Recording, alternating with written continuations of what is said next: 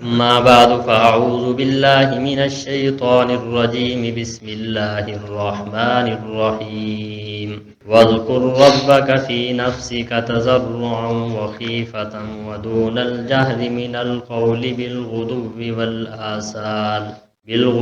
والآصال ولا تكن من الغافلين إن الذين عند ربك لا يستكبرون عن عبادته ويسبحونه وله يسجدون صدق اللہ العظیم۔ محترم دوستو، بزرگوں، آپ حضرات کی اس جامع مسجد کے اندر 2 سال سے عشاء کی نماز کے بعد درس قرآن پاک کا سلسلہ جاری ہے۔ اللہ تعالیٰ کی توفیق اور اس کے فضل و کرم سے آج سورۃ اعراف کی آخری آیات مبارکہ کا درس ہوگا۔ آپ میں سے جو بڑے لوگ ہیں وہ جانتے ہیں کہ اس سے پہلے والد محترم استاذ العلماء عالم بعمل ولی کامل محسن ہرنولی حضرت مولانا محمد یعقوب حسینی رحمۃ اللہ علیہ نے آپ کی اس جامع مسجد کے اندر درس قرآن پاک کو کئی مرتبہ مکمل فرمایا۔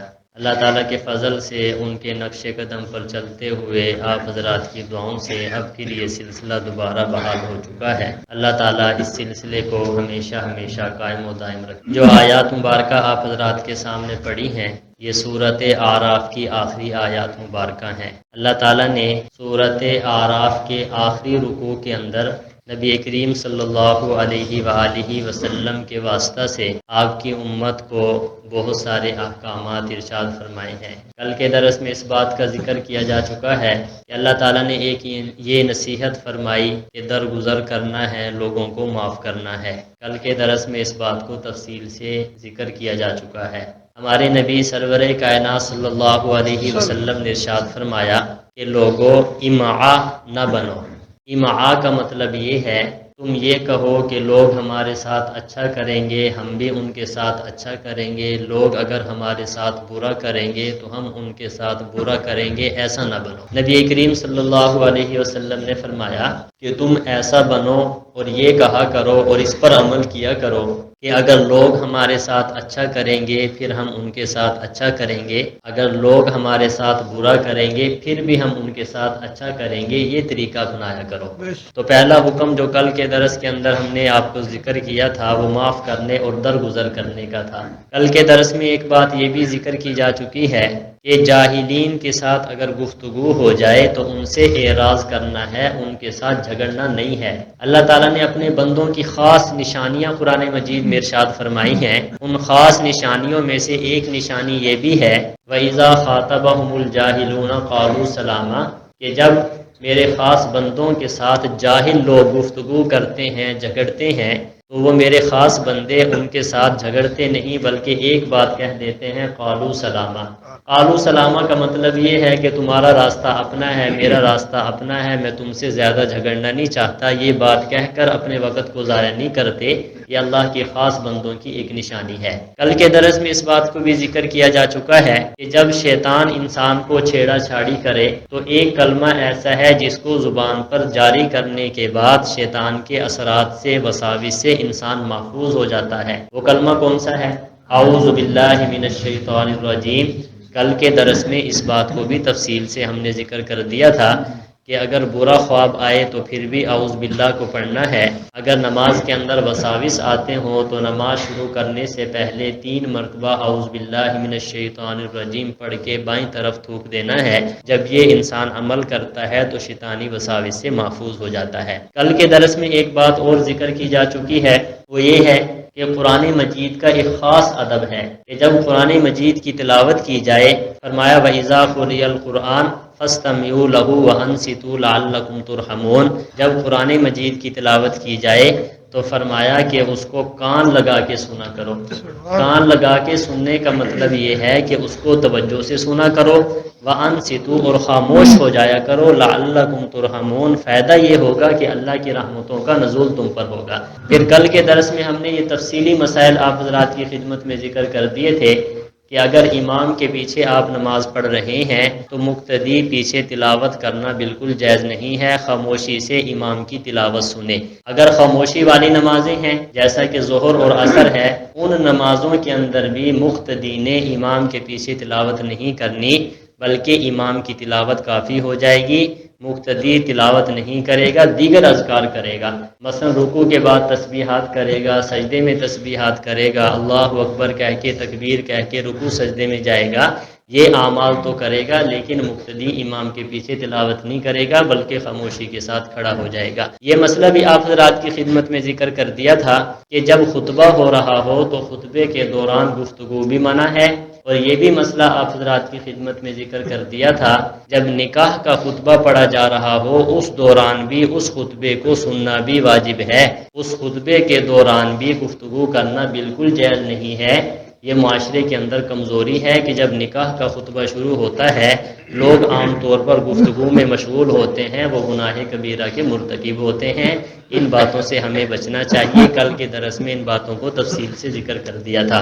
آج یہ جو آیات مبارکہ پڑھی ہیں ان میں سے جو پہلی آیت مبارکہ ہے اللہ رب العزت نے اس میں ذکر کا ذکر کیا ہے، اپنی یاد کرنے کا ذکر فرمایا ہے۔ ارشاد فرمایا وَاذْكُرْ رَبَّكَ فِي نَفْسِكَ تَضَرُّعًا وَخِيفَةً وَدُونَ الْجَهْرِ، یاد کر تو اپنے رب کو اپنے دل میں عاجزی کرتا ہوا، ڈرتا ہوا۔ ذکر کے آداب ارشاد فرمائے ہیں۔ ذکر اللہ یہ انسان کی روح کی غذا ہے۔ آج کل معاشرہ بگڑتا جا رہا ہے، لوگ کہتے ہیں کہ گانا بجانا روح کی غذا ہے، حالانکہ حقیقت کے اعتبار سے جیسے ہمارے جسم کو غذا کی ضرورت ہے ہماری روح کو بھی غذا کی ضرورت ہے۔ ہمارے جسم کی غذا کیا ہے؟ ہم کھانا کھاتے ہیں، پانی پیتے ہیں، دیگر چیزیں استعمال کرتے ہیں جس کی وجہ سے ہمارے جسم میں قوت آ جاتی ہے، طاقت آ جاتی ہے۔ اگر ہم کھانا پینا چھوڑ دیں تو ہمارا جسم کمزور ہوتا چلا جائے گا۔ آپ حضرات دیکھتے ہیں کہ جب کھانا پینا بند ہو جائے تو انسان میں سہارا نہیں رہتا، چلتے ہیں تو چکر آنا، یہ دیگر بیماریاں انسان کو لگ جاتی ہیں۔ جسم کو زندہ رکھنے کے لیے اور طاقتور بنانے کے لیے غذا استعمال کرنا ضروری ہے۔ اسی طریقے سے ہماری روح کو بھی غذا کی ضرورت ہے، ہماری روح کو بھی غذا کی ضرورت ہے، اور روح کی غذا کیا ہے؟ وہ اللہ کا ذکر ہے۔ جب انسان اللہ کا ذکر کرتا ہے تو انسان کے دل میں ایک مضبوط قسم کی کیفیات پیدا ہو جاتی ہیں جس کی وجہ سے اس کا اللہ کے ساتھ تعلق مضبوط ہو جاتا ہے۔ مجھے ایک لطیفہ یاد آیا، ہمارے علماء میں سے ایک بہت بڑے عالم دین حضرت مولانا یوسف لدھیانوی شہید رحمۃ اللہ علیہ، آپ حضرات جانتے ہیں کراچی کے بہت بڑے عالم شہید ہوئے ہیں، تو ان سے کسی نے ذکر کیا کہ روح کی غذا تو گانا بجانا ہے، فرمایا ہاں، جن کی روح خراب ہو تو ان کی غذا بھی کیا ہوگی بھائی؟ گانا بجانا، اور جن کی روح ٹھیک ہوگی ان کی روح کی غذا کیا ہے؟ وہ اللہ کا ذکر ہے۔ نبی کریم صلی اللہ علیہ وسلم کے بارے میں آتا ہے، حضرت امی عائشہ صدیقہ رضی اللہ تعالی عنہ فرماتی ہیں کان رسول اللہ صلی اللہ علیہ وسلم یذکر اللہ علی کل احیانہ، کہ نبی کریم صلی اللہ علیہ وسلم ہر وقت اللہ کا ذکر کیا کرتے تھے۔ اب ہمیں یہ کیسے توفیق ہو کہ ہم 24 گھنٹے اللہ کا ذکر کریں؟ وہ کیسی چیزیں ہیں جن پر عمل کرنے کی وجہ سے ہمارے 24 گھنٹے اللہ کے ذکر میں لکھ دیے جائیں؟ حکیم الاسلام حضرت مولانا قاری محمد طیب قاسمی رحمۃ اللہ علیہ نے بڑی پیاری بات ارشاد فرمائی، فرمایا ہر کام سنت کے مطابق ہو اور بسم اللہ پڑھ کے شروع کر لیا جائے تو اس انسان کے 24 گھنٹے اللہ کے ذکر میں لکھ دیے جاتے ہیں۔ پھر مثال کے طور پہ ارشاد فرمایا کہ نبی کریم صلی اللہ علیہ وسلم نے ارشاد فرمایا کہ جو آدمی بسم اللہ پڑھ کے کھانا شروع کرتا ہے اور بعد میں الحمدللہ کہہ دیتا ہے، جتنا وقت کھانے میں صرف ہوا وہ اللہ کے ذکر میں لکھ دیا جاتا ہے۔ لیکن اس کے ساتھ ساتھ یہ بھی ہے کہ ہاتھ دھو کر کھانا شروع کیا جائے، سنت کے مطابق شروع کیا جائے، کھانا کھانے کے بعد الحمدللہ پڑھنے کے بعد ہاتھ دھو لیے جائیں، تو جتنا وقت کھانے میں صرف ہوا وہ اللہ کے ذکر میں لکھ دیا گیا۔ حالانکہ ہم نے زبان سے اللہ کا نام نہیں لیا، لیکن سنت کے مطابق اور حضور کے طریقے کے مطابق عمل کیا تو ذکر اللہ میں لکھ دیا گیا۔ اسی طریقے سے علماء فرماتے ہیں کہ جو آدمی بیت الخلاء میں جاتا ہے، سنت کے طریقے سے جاتا ہے اور بیت الخلاء میں جانے سے پہلے دعا پڑھتا ہے، نکلنے کے بعد دعا پڑھتا ہے، جتنا وقت وہاں پہ صرف ہوا وہ ذکر اللہ میں لکھ دیا جاتا ہے۔ اسی طریقے سے حضرت حکیم الاسلام فرماتے ہیں کہ جب آپ بازار میں جائیں تو دعائیں پڑھ کے جائیں، بازار سے واپس آئیں تو دعائیں پڑھیں، گھر میں داخل ہوں تو دعائیں پڑھ کے داخل ہوں، باہر گھر سے باہر نکلے تو دعا پڑھ کے باہر نکلیں۔ فرمایا جتنا گھر میں وقت آپ کا صرف ہوگا، گفتگو ہوگی، بات چیت ہوگی، وہ ذکر اللہ میں لکھ دی جائے گی۔ ایک طریقہ تو یہ ہے اپنے 24 گھنٹے کو اللہ کے ذکر میں استعمال کرنے کا۔ ایک طریقہ کیا ہے بھائی؟ سنت کے مطابق اور دعاؤں کے ساتھ کام کیا جائے۔ اور دوسرا طریقہ حضرت حکیم الاسلام رحمۃ اللہ علیہ نے اور ارشاد فرمایا جو آدمی 5 وقت کی نماز باجماعت پڑھتا ہے اس کے 24 گھنٹے اللہ کے ذکر میں لکھ دیے جاتے ہیں، چاہے زبان سے ذکر کرے یا نہ کرے۔ وہ کیسے؟ دلیل کے طور پر ارشاد فرماتے ہیں نبی کریم صلی اللہ علیہ وسلم نے فرمایا کہ اللہ کے عرش کے سائے کے نیچے 7 آدمی ہوں گے، ان میں سے ایک آدمی وہ ہے جس کا دل مسجد کے ساتھ اٹکا ہوا ہو۔ جس کا دل مسجد کے ساتھ اٹکا ہوا ہونے کا مطلب یہ ہے کہ آدمی اب عشاء کی نماز پڑھ کے ہم جائیں گے بستر پہ لیٹے اور دل میں خیال ہے کہ صبح کی نماز پڑھنی ہے، دل میں خیال ہے صبح کی نماز ہے، صبح پڑھ کے جائیں تو ظہر کا خیال چڑھ گیا۔ فرمایا اگرچہ زبان سے ہم نے اللہ کا ذکر نہیں کیا، چونکہ دل مسجد کے ساتھ اور اللہ کی عبادت کے ساتھ جڑا ہوا ہے، تو جتنا درمیان میں وقت ہوا وہ سارا کے سارا اللہ کے ذکر میں لکھ دیا جاتا ہے۔ بہرحال اللہ کے ذکر کی ہمیں عادت بنانی چاہیے، اس سے انسان کو روح کو غذا ملتی ہے اور انسان کی روح جو ہے وہ مضبوط ہو جاتی ہے۔ اللہ رب العزت نے یہاں پہ اسی بات کو ذکر فرمایا، وَاذْكُرْ رَبَّكَ فِي نَفْسِكَ تَضَرُّعًا وَخِيفًا، یاد کر تو اپنے رب کو اپنے دل میں۔ ایک ہوتا ہے ذکر قلبی، ایک ہوتا ہے ذکر لسانی۔ ذکر قلبی کا مطلب یہ ہے زبان سے اللہ کا نام نہ لیا جائے، دل سے اللہ کی صفات کو سوچا جائے، یعنی دماغ سے سوچیں کہ اللہ نے یہ آسمان پیدا کیا، زمین پیدا کی، اتنی نعمتیں اللہ نے پیدا فرمائی، ہمیں اللہ تعالیٰ نے پیدا فرما دیا۔ زبان سے نام نہ لیا جائے، دل کے اندر کیا ہے سوچا جائے، اس کو کیا کہا جاتا ہے؟ ذکر قلبی۔ اور ایک ہے زبان کے ساتھ ذکر کرنا کہ ایسا دل میں سوچ بھی ہو اور زبان سے اللہ اللہ اللہ ان کلمات کا ذکر بھی جاری ہو جائے۔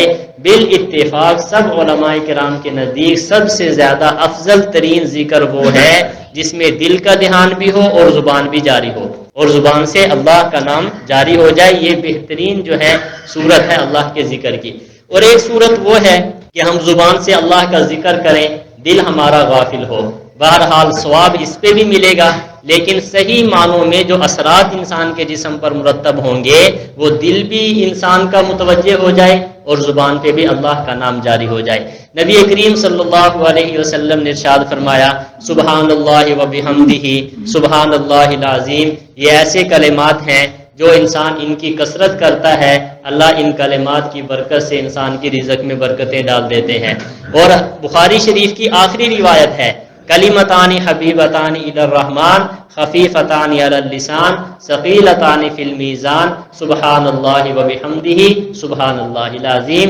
نبی کریم صلی اللہ علیہ وسلم نے فرمایا 2 کلمے ایسے ہیں جو زبان پہ ہلکے ہیں، وزن میں بھاری ہیں، کوئی مشکل بھی نہیں ہے، فرمایا لیکن جب آدمی ان کو پڑھ لیتا ہے نیکیوں کا پلڑا باری ہو جاتا ہے۔ وہ کون سے کلمات ہیں بھائی؟ سبحان، آپ بھی پڑھ لیں، سبحان اللہ و بحمدہ سبحان اللہ العظیم۔ یہ 2 کلمات بہت زیادہ اجر کے حامل ہیں۔ بہرحال اللہ کے ذکر کی ہمیں کیا ہے بھائی؟ عادت بنانی چاہیے۔ نمبر 1 ذکر کی آداب میں سے ایک ادب یہ ہے کہ دل کے ساتھ اللہ کو یاد کیا جائے۔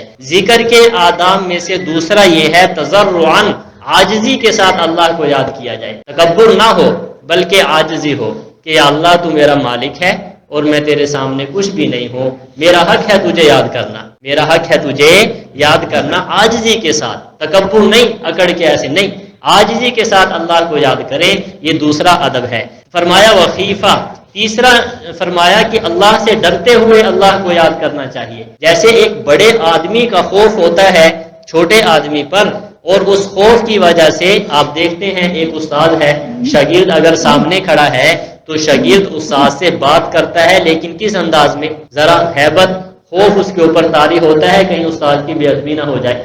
ایک باپ ہے، بیٹا اس کے سامنے گفتگو کرتا ہے، ایک پیر ہے، مرید اس کے سامنے گفتگو کرتا ہے، اس پیر کی ہیبت اور خوف اور دبدبہ اس مرید کے اوپر ہوتا ہے، اور وہ اتنے دھیمے الفاظ کے اندر ایستا ایستا خشوع اور خضوع کے ساتھ گفتگو کرتا ہے کہ کہیں پیر کی بے ادبی نہ ہو جائے، والد کی بے ادبی نہ ہو جائے، استاذ کی بے ادبی نہ ہو جائے۔ ہمیں بھی اللہ کا ذکر کرنا چاہیے انہی الفاظ کے ساتھ، دبے الفاظ کے اندر، کہ کہیں ذکر کرتے ہوئے اللہ رب العزت کی بے ادبی نہ ہو جائے۔ اللہ کا خوف اور ہیبت انسان کے اوپر کیا ہونی چاہیے؟ طاری ہونی چاہیے۔ جب یہ صورت انسان کی ہو جائے گی پھر انشاءاللہ العزیز آپ دیکھیں گے کہ انسان کے دل کے اندر کیسی مضبوطی پیدا ہو جاتی ہے۔ صحابہ کرام رضوان اللہ تعالی علیہم اجمعین، آپ دیکھیں، مطالعہ کریں، جنگوں کے موقع پر اللہ تعالیٰ نے حکم دیا کہ اللہ کا ذکر کریں۔ خوف کے وقت میں جب انسان اللہ کا ذکر کرتا ہے نا، اللہ کو یاد کرتا ہے، تو فرمایا پھر انسان کا خوف دور ہو جاتا ہے۔ نبی کریم صلی اللہ علیہ وسلم نے فرمایا قیامت کے ناموں میں سے ایک نام ہے یوم الحسرہ۔ یوم الحسرہ، اس کا معنی کیا ہے؟ حسرت کا دن، افسوس کا دن۔ پھر آپ نے فرمایا کہ اہل ایمان بھی افسوس کریں گے، کفار بھی افسوس کریں گے۔ صحابہ کرام کہنے لگے کہ اللہ کے نبی، اہل ایمان افسوس کریں گے، یہ بات سمجھ میں نہیں آئی۔ کافر اور گناہ گار تو افسوس کریں گے کہ کاش دنیا میں ہم ایمان لے کر آ جاتے، لیکن اہل ایمان افسوس کیوں کریں گے؟ نبی کریم صلی اللہ علیہ وسلم نے فرمایا جب اللہ کا ذکر کرنے والوں کو اللہ تعالیٰ قیامت والے دن بڑے بڑے انعامات دیں گے، تو پھر وہ لوگ کہیں گے کہ کاش ہمارا ایک لحظہ بھی اللہ کے ذکر سے غافل نہ گزرتا، کاش ہمارا ایک لحظہ بھی اللہ کے ذکر سے غافل نہ گزرتا۔ ہمیں اللہ کا ذکر الگ میں بیٹھ کے یکسو ہو کر کرنا چاہیے۔ آگے ارشاد فرمایا وَدُونَ الْجَهْرِ مِنَ الْقَوْلِ بِالْغُدُوِّ وَالْآصَالِ، اور بلند آواز سے کم آواز کے ساتھ، اتنی زور کے اللہ کا ذکر نہ ہو کہ جیسے ہم عام طور پہ ایک دوسرے کو بلاتے ہیں، گفتگو کرتے ہیں، اتنی زور کے نہیں ہونا چاہیے، بلکہ کم آواز کے ساتھ اللہ کا ذکر ہونا چاہیے۔ نبی کریم صلی اللہ علیہ وسلم نے جماعت صحابہ کی تربیت بھی فرمائی ہے۔ ایک واقعہ آتا ہے ابو داؤد کی کتاب حدیث کی ہے، اس کے اندر کہ نبی کریم صلی اللہ علیہ وسلم نے ایک مرتبہ صبح چکر لگایا تو حضرت ابو بکر صدیق کے گھر کے پاس سے گزرے، دیکھا ایستا ایستا قرآن مجید پڑھنے کی آواز آ رہی ہے۔ پھر نبی کریم صلی اللہ علیہ وسلم حضرت عمر فاروق رضی اللہ تعالیٰ عنہ کے گھر کے قریب سے گزرے، بلند آواز سے قرآن مجید پڑھنے کی تلاوت کی آواز آ رہی تھی۔ تو صبح جب مجلس ہوئی، نبی کریم صلی اللہ علیہ وسلم نے پوچھا ابو بکر اتنی ایستا آواز میں تلاوت فرما رہے تھے؟ فرمایا ہاں، اس ذات کو سنا رہا تھا جو میرے بالکل زیادہ قریب ہے، میری ساری باتوں کو جانتی ہے، میں تو اسی کو سنا رہا تھا۔ پھر حضرت عمر سے پوچھا کہ عمر اتنی بلند آواز سے آپ تلاوت کر رہے تھے؟ فرمایا ہاں، میں شیطان کو بھگا رہا تھا اور جو سوئے ہوئے تھے ان کو جگا رہا تھا۔ نبی کریم صلی اللہ علیہ وسلم نے فرمایا عمر اپنی آواز کو ایستا کر، ابو بکر اپنی آواز کو تھوڑی اونچی کر لے۔ عمر اپنی آواز کو کیا کر لے؟ ایستا۔ معلوم ہوا کہ جو انسان کو چاہیے نہ اتنی بلند آواز سے ذکر ہو کہ بے ادبی کا شبہ پیدا ہو جائے، نہ بالکل ایسا ہو، بلکہ اتنی ہو کہ انسان کو اپنے کانوں کے اندر آواز پڑ رہی ہو۔ الگ میں بیٹھ کے جب انسان اس قسم کے الفاظ اللہ کو یاد کرے گا، پھر انسان کے قلب کے اندر قوت اور مضبوطی آ جاتی ہے، پھر وہ کسی چیز سے ڈرتا نہیں ہے۔ آگے ذکر کرنا کس وقت ہے؟ بالغدو والآصال، صبح اور شام۔ صبح اور شام کیا کرنا ہے بھائی؟ اللہ کا ذکر کرنا ہے۔ صبح سے مراد علماء نے لکھا ہے کہ تہجد کے بعد، تہجد کے وقت اللہ کو یاد کریں، بہت بہترین موقع ہوتا ہے اللہ کو منانے کا، اور بہترین وقت ہے وہ انسان کے لیے اپنی بات اللہ سے منوانے کا۔ وہ کون سا ہے بھائی؟ تہجد کا۔ نبی کریم صلی اللہ علیہ وسلم نے فرمایا ایک جماعت جنت میں بغیر حساب و کتاب کے جائے گی، ایک جماعت جنت میں بغیر حساب و کتاب کے جائے گی۔ فرمایا وہ لوگ ہوں گے جو صبح تہجد کی نماز پڑھا کرتے ہوں گے۔ سمجھ آ رہی ہے؟ اس وقت اللہ کو یاد کرنا، قرآن مجید کی تلاوت کرنا اللہ کی رحمتوں کو سمیٹنے کا ذریعہ ہے۔ اور فرمایا کہ پھر فجر کی نماز کے بعد سورج طلوع ہونے سے پہلے فجر کی نماز کے بعد سورج طلوع ہونے سے پہلے یہ خاص وقت ہے اللہ کے ذکر کا۔ اسی چیز کو یہاں پہ ذکر کیا گیا ہے، اس وقت میں اللہ کی یاد میں انسان بیٹھا رہے، اللہ کے ذکر کے اندر انسان بیٹھا رہے۔ نبی کریم صلی اللہ علیہ وسلم نے فرمایا کہ اللہ تعالیٰ فرماتے ہیں میں اس کا ساتھی ہوں جو مجھے یاد کرتا ہے، میں اس کا ساتھی ہوں جو مجھے یاد کرتا ہے۔ آج ہمارا اگر تعلق کسی بڑے آدمی کے ساتھ ہو جائے، ہم کہتے ہیں ہم تو فلاں کے ساتھ ہمارا تعلق ہے، ہمیں کون سا پریشانی ہے؟ اور اولیاء اللہ کا تعلق کس کے ساتھ ہوتا ہے؟ اللہ تعالیٰ کے ساتھ ہوتا ہے۔ یہی وجہ ہے کہ ان کے پاس کچھ بھی نہیں ہوتا، لیکن بڑی بڑی حکومتوں کے ساتھ وہ ٹکرا جاتے ہیں، بڑے بڑے جابر کے سامنے جا کر کھڑے ہو جاتے ہیں، کھوتا کچھ بھی نہیں ہے، کیونکہ ان کا تعلق سیدھا کس کے ساتھ ہوتا ہے؟ اللہ۔ قاری محمد طیب قاسمی رحمۃ اللہ علیہ نے ایک اور واقعہ ارشاد فرمایا، زبردست فرمایا کہ ہارون رشید بیٹھا تھا، بادشاہ تھا، ایسے وزراء بیٹھے تھے۔ بادشاہوں کا مزاج الگ ہوتا ہے، جب کبھی مزاج میں ہوتے ہیں نا تو سب کچھ دینے کے لیے تیار ہو جاتے ہیں، اور جب غصہ آتا ہے تو پھر بہت کچھ کر جاتے ہیں۔ تو کہتے ہیں کہ ہارون رشید بیٹھا تھا، سامنے وزراء بیٹھے تھے، وزراء سے بیٹھے تھے تو اس کو ذرا جوش آیا، کہنے لگا بھائی جو وزیر جو مانگے گا اس کو وہی ملے گا، جو وزیر جو مانگے گا اس کو وہی ملے گا۔ ایک آدمی اٹھا، کہنے لگا وزیر مجھے فلاں صوبہ چاہیے، فرمایا دے دیا۔ اتنی ایکڑ زمین چاہیے، فرمایا تیری ہو گئی۔ تیسرا اٹھا، مجھے اتنے پیسے چاہیے، فرمایا تیرے ہو گئے۔ ایک باندی بھی بیٹھی تھی، پہلے زمانے میں باندیاں ہوتی تھی نا، کنیز باندی جس کو ہم بولتے ہیں، اس نے کوئی مطالبہ نہیں کیا۔ بادشاہ اسے پوچھتا ہے کہ تم بھی کچھ مطالبہ کر۔ وہ کہنے لگی ان بیوقوفوں کو نمٹ لینے دو، عورت ذات ہے، کہنے لگی ان بیوقوفوں کو نمٹ لینے دو، میں بعد میں مطالبہ کروں گی۔ بہرحال سب وزراء نے اپنی اپنی چیزیں من پسند کی تھی مانگ لی۔ اب بادشاہ کہنے لگا بھائی تم بھی کچھ مانگ لے۔ وہ عورت اٹھتی ہے، باندی اٹھتی ہے اور آ کر بادشاہ کے سر پہ ہاتھ رکھ کے کہتی ہے مجھے تو تو ہی چاہیے، مجھے تو تو ہی چاہیے۔ یہ واقعہ لکھنے کے بعد حکیم الاسلام لکھتے ہیں کہ کسی نے درخت کے پتے کو پکڑا، کسی نے درخت کی ٹہنی کو پکڑا، کسی نے درخت کے بڑے ٹہنے کو پکڑا، لیکن وہ باندی ہوشیار رہی کہ اس نے درخت کی جڑ کو پکڑا۔ جب جڑ ہاتھ میں ہو تو پتا بھی اپنا ہے، تنا بھی اپنا ہے، پھل بھی اپنا ہے۔ فرمایا اصل میں اہل اللہ جو ہے دنیا کے اندر عقل مند ہیں۔ حضرت شیخ لکھتے ہیں حکیم الاسلام، اصل میں دنیا کے اندر عقل مند کون ہے بھائی؟ اہل اللہ، جو اللہ کے اولیاء ہیں، ولی اللہ ہیں، وہ اصل میں عقل مند ہیں، جنہوں نے نہ زمین کو مانگا، نہ حکومتوں کو مانگا، نہ سرداری کو مانگا، مگر اللہ سے اللہ ہی کا مطالبہ کر لیا کہ یا اللہ اگر تو مل گیا تو حکومتیں بھی ہماری ہیں، زمینیں بھی ہماری ہیں، جائیدادیں بھی ہماری ہیں۔ فرمایا باقی لوگ جو ہیں انہوں نے شاخوں اور پتوں کو پکڑا، حقیقت کو چھوڑ دیا۔ بات سمجھا رہی ہے؟ ہمیں بھی اصل کے اعتبار سے اللہ کے ساتھ دوستی لگانی چاہیے، اللہ کے ساتھ لو لگانا چاہیے۔ عقل مند وہی لوگ ہیں فرمایا جو اللہ کے ساتھ دوستی لگاتے ہیں۔ آگے ارشاد فرمایا وَلَا تَكُن مِّنَ الْغَافِلِينَ، غافلوں میں سے نہ ہو۔ جو اللہ کا ذکر نہیں کرتا وہ کون ہے بھائی؟ غافل۔ ہمیں اللہ کا ذکر عادت بنا لینی چاہیے۔ آگے فرمایا ان الذین عند ربک لا یستکبرون عن عبادتہ، بے شک وہ لوگ جو تیرے رب کے پاس ہیں۔ یہاں سے لوگوں سے مراد کون ہے؟ بعض علماء فرماتے ہیں فرشتے، اور بعض علماء فرماتے ہیں دنیا میں جو اللہ کے ذکر کرتے ہیں وہ خاص اللہ کے بندے ہیں، وہ دنیا میں رہتے ہوئے بھی اللہ کے پاس خاص مقام میں ہوتے ہیں۔ فرمایا لا یستکبرون عن عبادتہ، وہ تکبر نہیں کرتے اس کی عبادت سے، اللہ کی عبادت کرنے سے وہ تکبر نہیں کرتے، بلکہ اللہ کی عبادت کرتے ہیں بڑی خوش دلی کے ساتھ۔ آگے فرمایا وَيُسَبِّحُونَهُ، اس کی تسبیح بیان کرتے ہیں، وَلَهُ يَسْجُدُونَ، اور اسی کے لیے کیا کرتے ہیں بھائی؟ سجدہ کرتے ہیں۔ قرآن مجید کے اندر 14 آیات ایسے ہیں جن کو پڑھنے والے پہ بھی سجدہ تلاوت واجب ہو جاتا ہے اور سننے والے پہ بھی سجدہ تلاوت واجب ہو جاتا ہے۔ آج ہم مسلمان اس سے غافل ہیں۔ سجدہ یہ بہت بڑی عبادت ہے۔ حضرت ثوبان رضی اللہ تعالیٰ عنہ، ایک شخص آیا، آ کر کہنے لگا مجھے ایسا عمل بتا دیجئے کہ جس پر میں عمل کروں اور مجھے اللہ کے ہاں ایک خاص رتبہ حاصل ہو جائے۔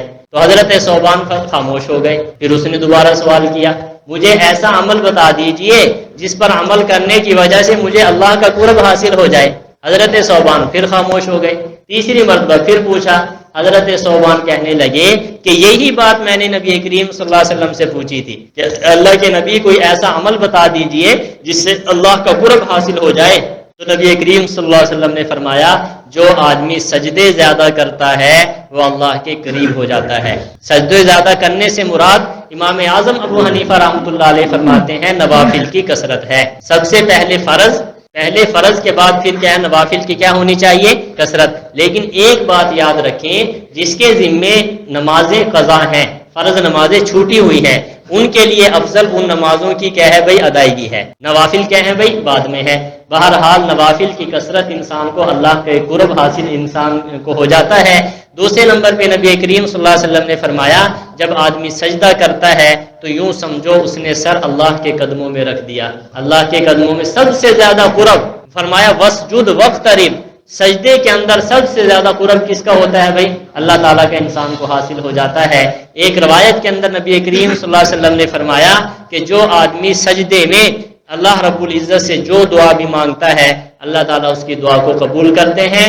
علماء فرماتے ہیں فرائض کے اندر دعا نہیں مانگی جائے، الگ سجدہ کر کے دعا مانگ لی جائے تب بھی ٹھیک ہے، نوافل پڑھتے ہوئے نوافل کے جو سجدے ہیں ان کے اندر دعا مانگ لی جائے پھر بھی ٹھیک ہے، لیکن فرائض واجبات اور سنتیں ان کے سجدوں کے اندر دعا نہیں مانگنی چاہیے۔ نوافل کے سجدوں میں یا الگ ایک کوئی سجدہ کر کے کیا ہے بھائی دعائیں مانگ لی جائے، فرمایا اس سے بھی اللہ تعالیٰ قبول کر لیتے ہیں۔ تیسری بات، یہ جو آیات سجدہ ہیں نبی کریم صلی اللہ علیہ وسلم نے ارشاد فرمایا کہ جب آیت سجدہ پڑھنے کے بعد یا سننے کے بعد آدمی سجدے تلاوت کرتا ہے، فرمایا شیطان جو ہے روتا ہوا دوڑتا ہوا روتا ہے اور کیا کہتا ہے کہ ابن آدم کو حکم دیا گیا سجدہ کرنے کا، اس نے سجدہ کر لیا اور جنت میں چلا گیا، مجھے سجدہ کرنے کا حکم دیا تھا میں نے سجدہ نہیں کیا اور میں جہنم میں جاؤں گا، یہ بات کہتا ہوا وہ دوڑ جاتا ہے۔ اب بھی دوڑ گیا، دوڑا ہے کہ نہیں دوڑا؟ حدیث پاک میں آتا ہے تو دوڑ گیا، روتا ہوا بھاگ گیا۔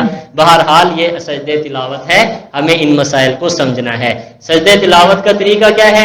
صرف اور صرف لمبا چوڑا نہیں ہے، ایسے دو زانو ہو کر آپ نے بیٹھنا ہے، ایسے جیسے ہم بیٹھے ہیں تشہد میں بیٹھا جاتا ہے، اللہ اکبر کہہ کے سجدے میں جانا ہے اور تسبیح پڑھنے کے بعد اللہ اکبر کہہ کے اٹھ جانا ہے، آپ کا سجدہ تلاوت ہو گیا۔ نہ تکبیر ہے اور نہ سلام ہے، تکبیر کہتے ہوئے سجدے میں چلے جائیں، تکبیر کہتے ہوئے سجدے سے اٹھ جائیں۔ ابھی درس کے بعد جو ہے وہ سجدہ تلاوت سب حضرات کریں گے۔ بہرحال آپ حضرات سے گزارش ہے کہ روزانہ الحمدللہ آپ کی اس جامع مسجد کے اندر عشاء کے بعد درس قرآن ہوتا ہے۔